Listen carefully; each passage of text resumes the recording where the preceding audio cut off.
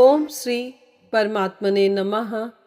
भगवान पुंडरीकाक्ष की असीम अनुकंपा आप सभी पर बनी रहे। आप सभी का हर दिन शुभ हो।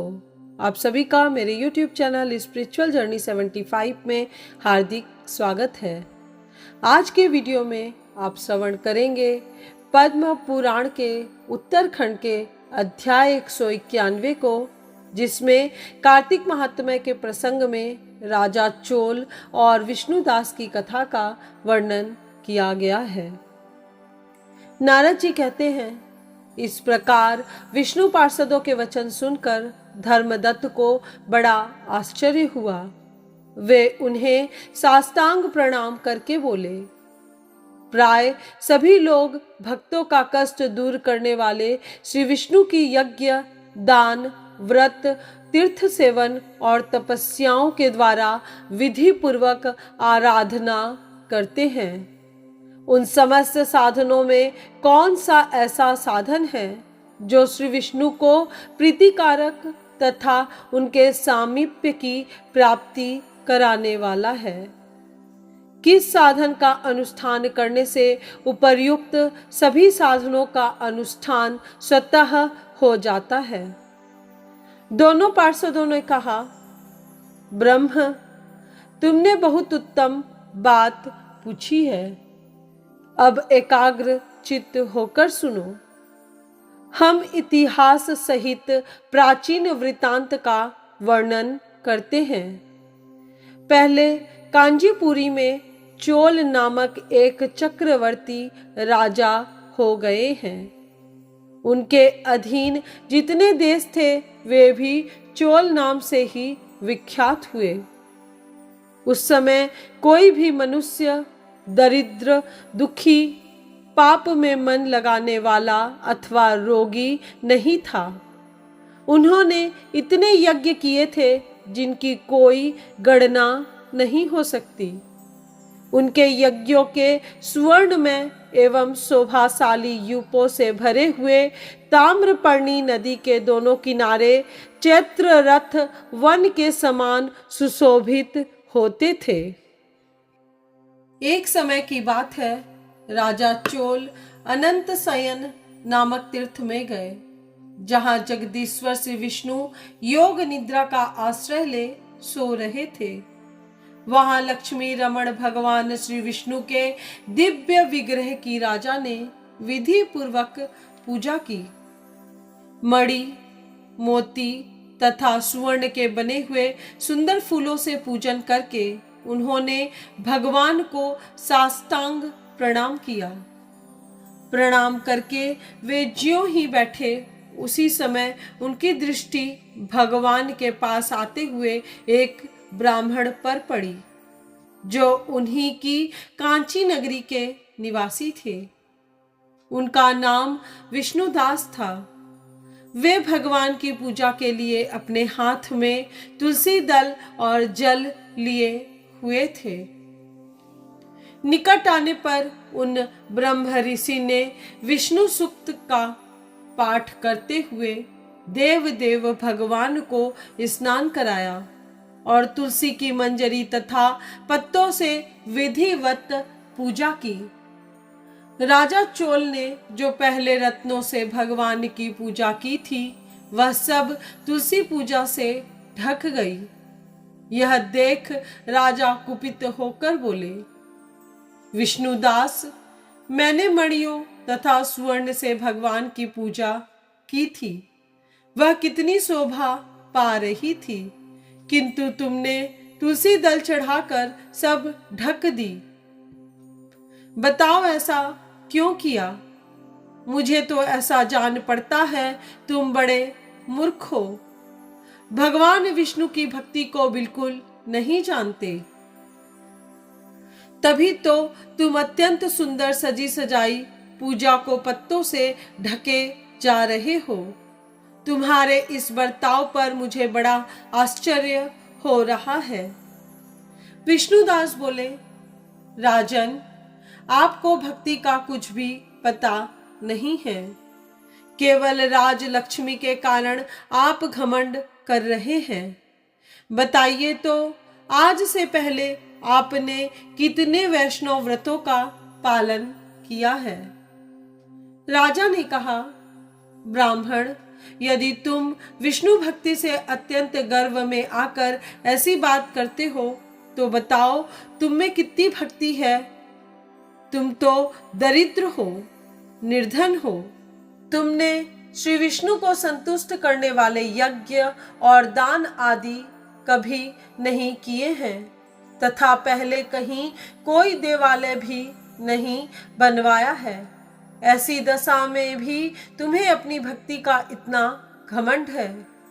अच्छा, तो आज यहाँ जितने भी श्रेष्ठ ब्राह्मण उपस्थित हैं वे सभी कान खोलकर मेरी बात सुन ले।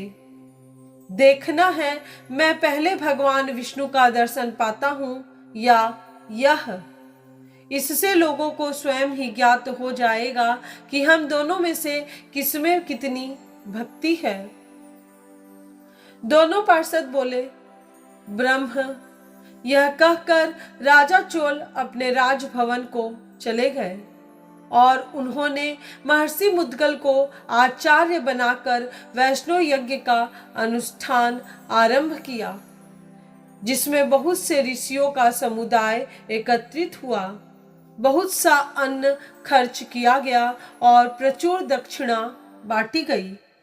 जैसे पूर्व काल में गया क्षेत्र के भीतर ब्रह्मा जी ने समृद्धिशाली यज्ञ का अनुष्ठान किया था, उसी प्रकार राजा चोल ने भी यह महान यज्ञ आरंभ किया।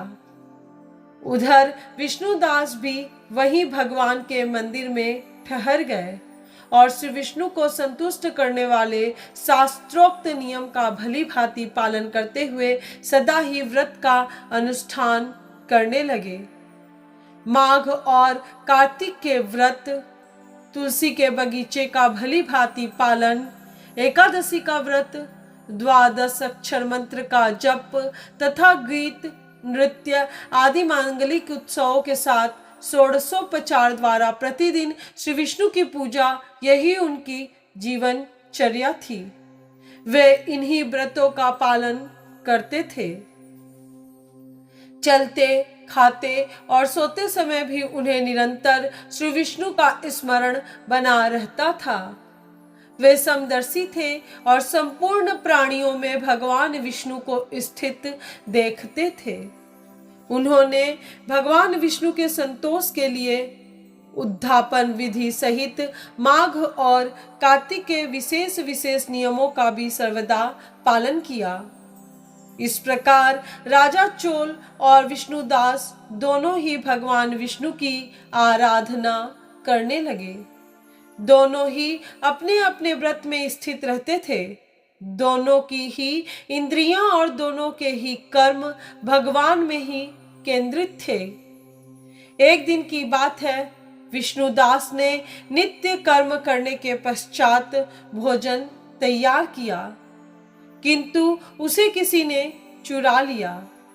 चुराने वाले पर किसी की दृष्टि नहीं पड़ी। विष्णुदास ने देखा भोजन गायब है। फिर भी उन्होंने दोबारा भोजन नहीं बनाया, क्योंकि ऐसा करने पर सायंकाल की पूजा के लिए अवकाश नहीं मिलता। अतः प्रतिदिन के नियम के भंग हो जाने का भय था। दूसरे दिन उसी समय पर भोजन बनाकर वे ज्यों ही भगवान विष्णु को भोग लगाने के लिए गए, त्यों ही कोई आकर फिर सारा भोजन हड़प ले गया। इस प्रकार लगातार 7 दिनों तक कोई आकर उनके भोजन का अपहरण करता रहा। इससे विष्णुदास को बड़ा विस्मय हुआ। वे मन ही मन इस प्रकार विचार करने लगे, अहो, यह कौन प्रतिदिन आकर मेरी रसोई चुरा ले जाता है? मैं क्षेत्र संन्यास ले चुका हूँ, अतः अब किसी तरह इस स्थान का परित्याग नहीं कर सकता। यदि दोबारा बनाकर भोजन करूं तो सायंकाल की यह पूजा कैसे छोड़ दूं? कोई सा भी पाक बनाकर मैं तुरंत भोजन तो करूंगा ही नहीं, क्योंकि जब तक सारी सामग्री भगवान विष्णु को निवेदन न कर लूं, तब तक मैं भोजन नहीं करता। प्रतिदिन उपवास करने से मैं इस व्रत की समाप्ति तक जीवित कैसे रह सकता हूँ? अच्छा, आज मैं रसोई की भली भांति रक्षा करूंगा। यूं सोचकर भोजन बनाने के पश्चात वे कहीं कहीं छिपकर खड़े हो गए। इतने में ही एक चांडाल दिखाई दिया जो रसोई का अन्न हड़प ले जाने को तैयार खड़ा था। भूख के मारे उसका सारा शरीर दुर्बल हो रहा था। मुख पर दीनता छा रही थी। शरीर में हाड़ और चाम के सिवा और कुछ बाकी नहीं बचा था। उसे देखकर श्रेष्ठ ब्राह्मण विष्णुदास का हृदय करुणा से व्यथित हो उठा। उन्होंने भोजन लेकर जाते हुए चांडाल पर दृष्टि डाली और कहा, भैया जरा ठहरो, क्यों रूखा सूखा खाते हो? यह घी तो ले लो।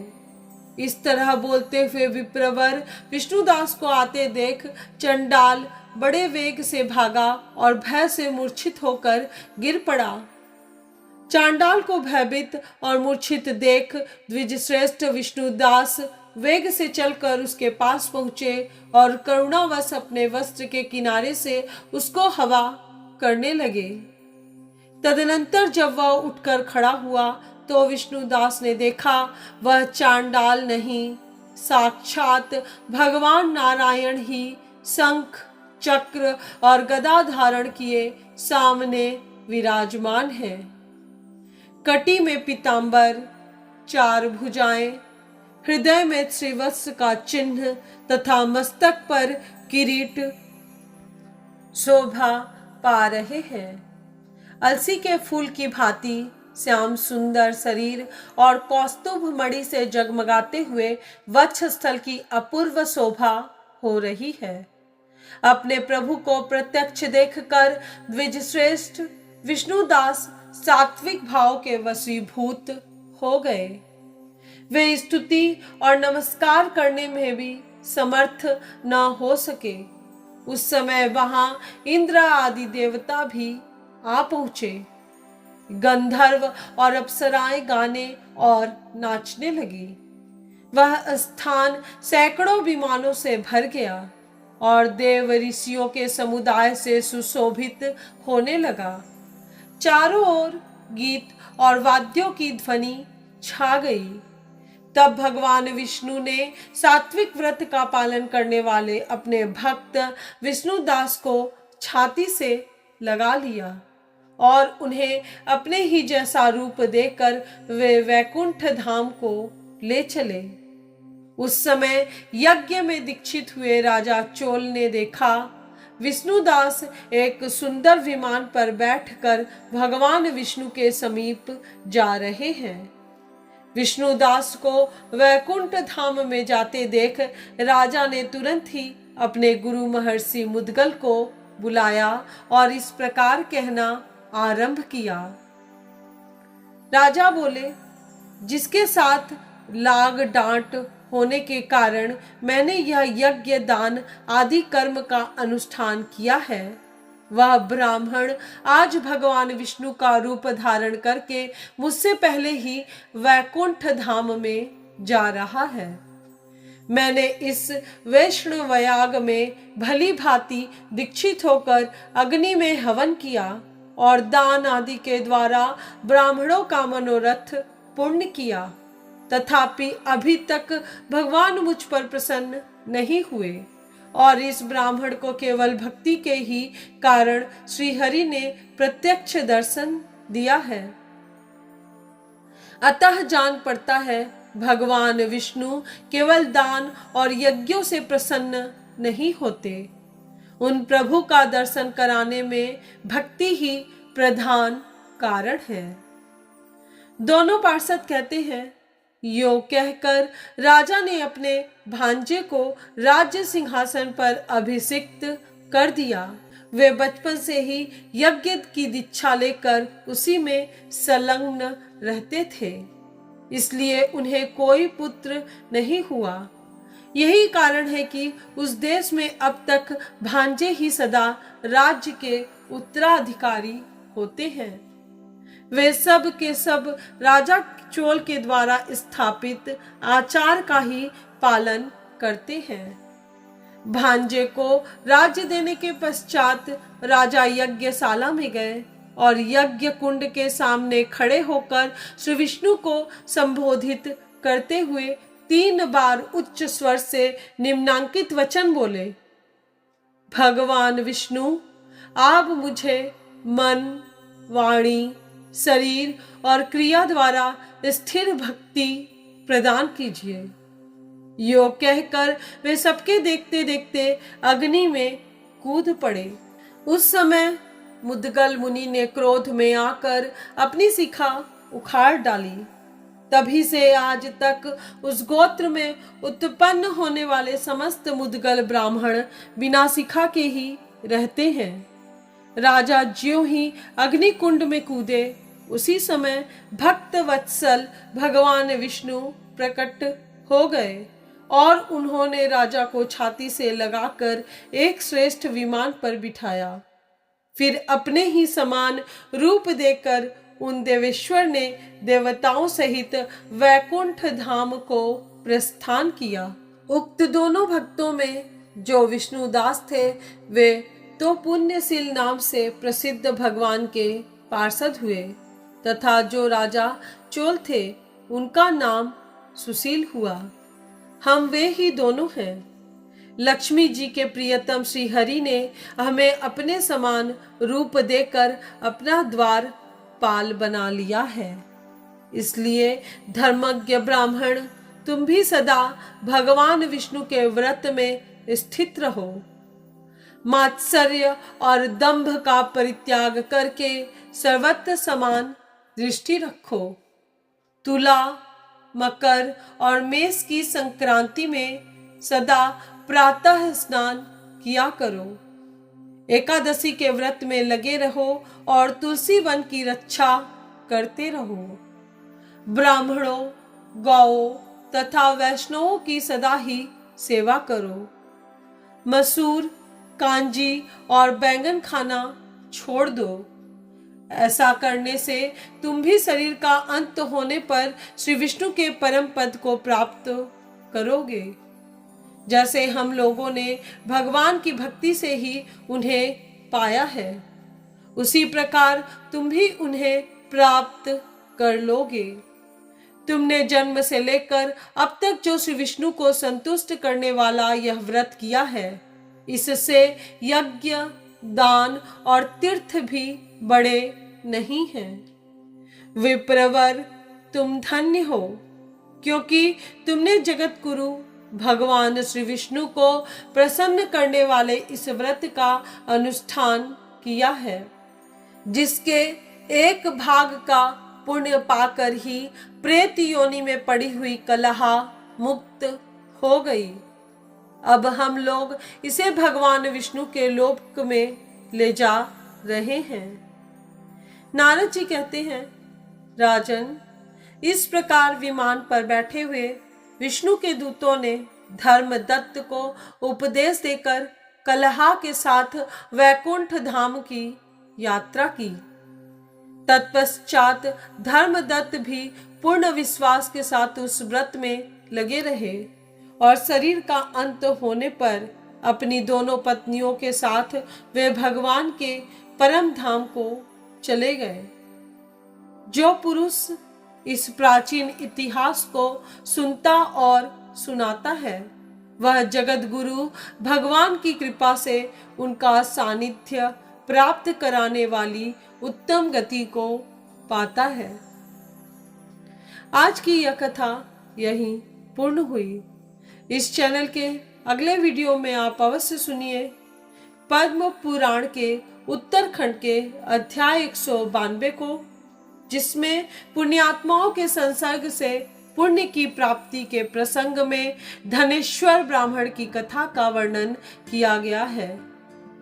यदि आज का वीडियो आपको पसंद आया हो तो वीडियो को लाइक, शेयर और सब्सक्राइब करें।